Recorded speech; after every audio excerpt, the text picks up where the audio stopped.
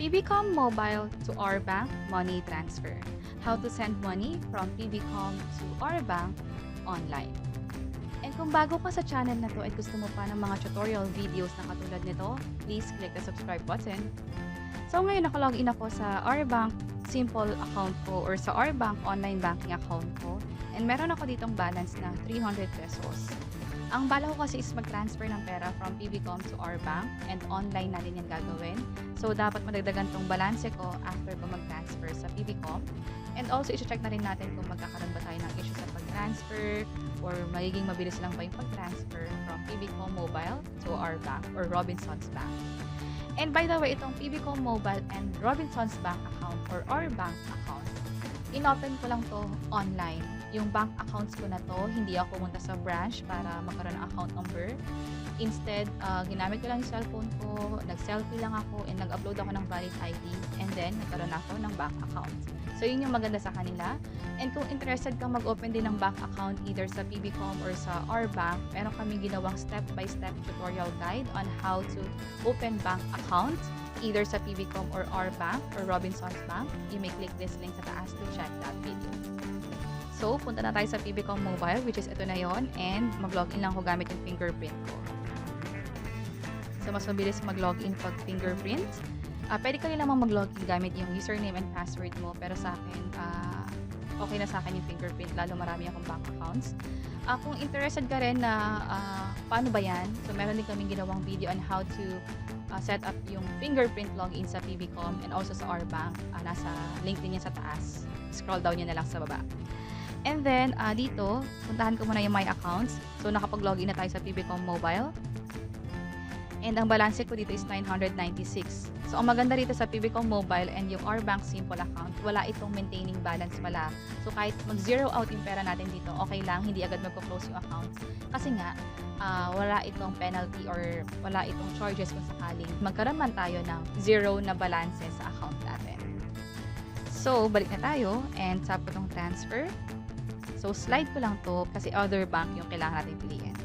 So, sa source account, tap ko to. Piliin ko yung account ko kasi yan yung panggagalingan ng pera.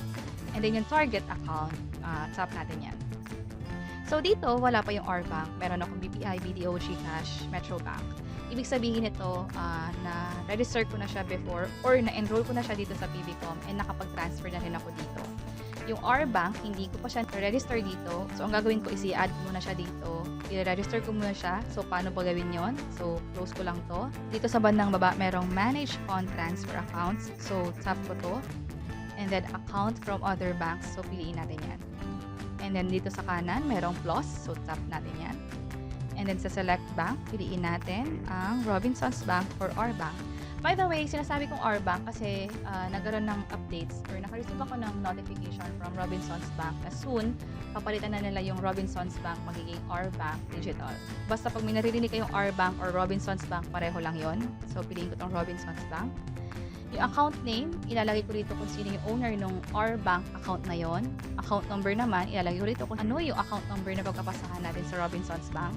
And yung nickname, kahit anong nickname pwede naman, basta kapag nakita nyo or nabasa nyo yung nickname na yon, magre-remind to sa inyo kung anong klaseng account ba yon and kung kanino ba yon. So, kabutihin ko lang to. Medyo mahaba-haba itong account number sa our bank. And then for nickname, lagay ko na lang is our bank kasi Robinsons Bank account to. And then Lulu kasi akin tong bank account na to. So, tap yung submit. So, loading or processing na siya.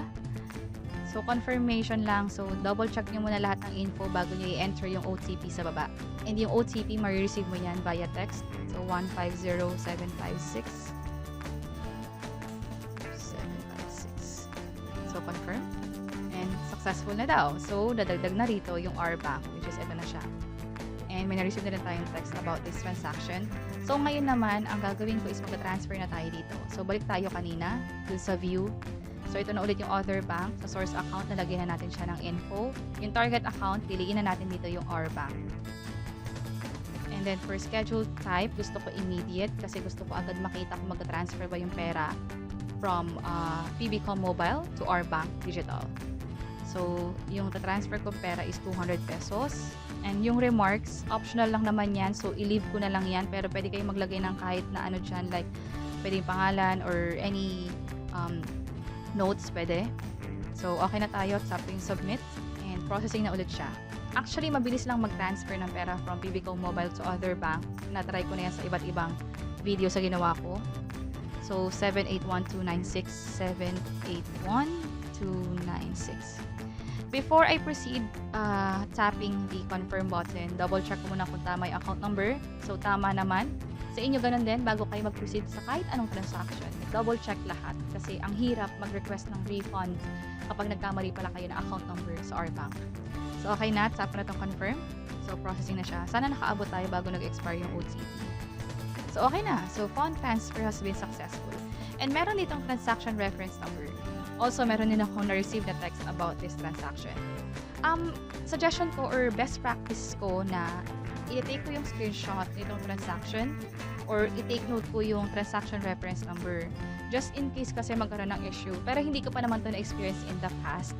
Pero kung sakali lang na mag-fail yung pag-transfer, like nabawasan yung pera nyo dito sa PBCom Mobile, pero doon sa pinagpasahan ninyo, hindi daw nag-reflect yung pera, pwede kayong tumawag sa PBCom para ma-double check kung ano talaga yung nangyari, ma-investigate nila, and provide this reference number or screenshot as proof of your transaction.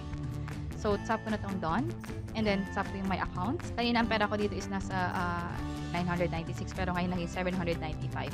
So, nabawasan na yung 200 na pinasa natin, and also may nabawas din na piso.